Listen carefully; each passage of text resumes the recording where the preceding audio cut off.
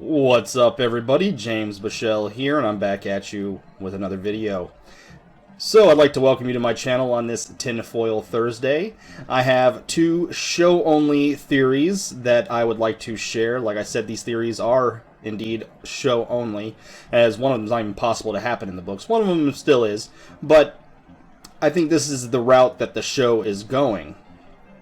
So, just let me know what you think of my theories. If you think they're crazy, if you think they're wrong, let me know in the comments. I'd like to always hear what you guys have to say.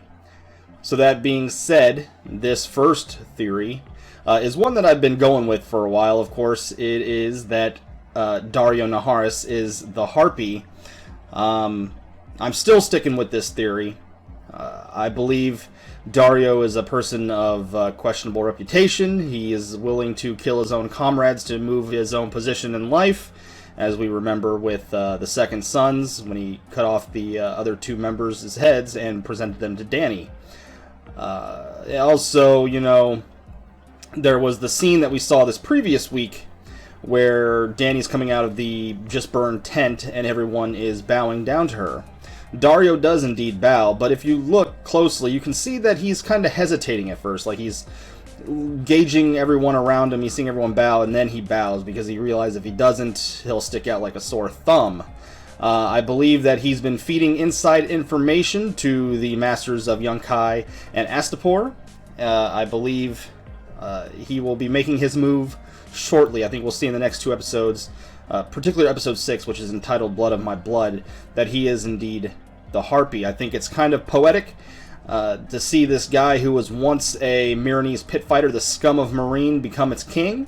I believe that he made a pact previously with the Masters of Astapor and Yunkai to feed them information, so then when it's all said and done, Dany's out of the picture, and he is indeed the king of Meereen. I think this... I'm still rolling with this theory. If it's wrong, it's wrong. It very well could be, but that's the way I'm going. I think it will be revealed in episode 6 that Daario is the Harpy. And you know, I think it's even possible in the books to an extent. I do think he will be one of Dany's betrayals from her House of the Undying prophecy. And I think he will betray her on the show. And I think it's coming up shortly. The second theory I had is definitely not going to happen in the books. It has to pertain with what Bloodraven said in the Tree to Bran after the Tower of Joy, when he said that he was, you know, that he's been in the tree for over 1,000 years. Now, I wasn't sure if this was kind of like in a physical sense or some sort of metaphysical sense, but if he has been in there for a physical sense, this is my theory. We know that in the show, there's never been a mention of Brendan Rivers or any Blackfires. So they didn't have to go with that route. The showrunners didn't have to make him Brendan Rivers. I believe that they're coming up with their own kind of backstory for Bloodraven, and I think it's because they don't want to, you know, they don't want to make it too convoluted. This whole stuff with Bran and learning what's going to be happening with the White Walkers and the Children of the Forest and what happened with the First Men. I think they're trying to make it as unconvoluted as possible, and I think that what they're going to do here is that they're going to show that Bloodraven was at the Isle of Faces when the Pact was made. The actual Bloodraven, when he was outside the tree, he was a green seer, and I think they're gonna, you know, they're gonna show like that the Children of the Forest and the First Men made this deal where, you know, someone had to be in the north of power, the green seer, along with a couple of Children of the Forest, to be like a sentinel, you could say, in the north, to keep vigilance on the White Walker activity.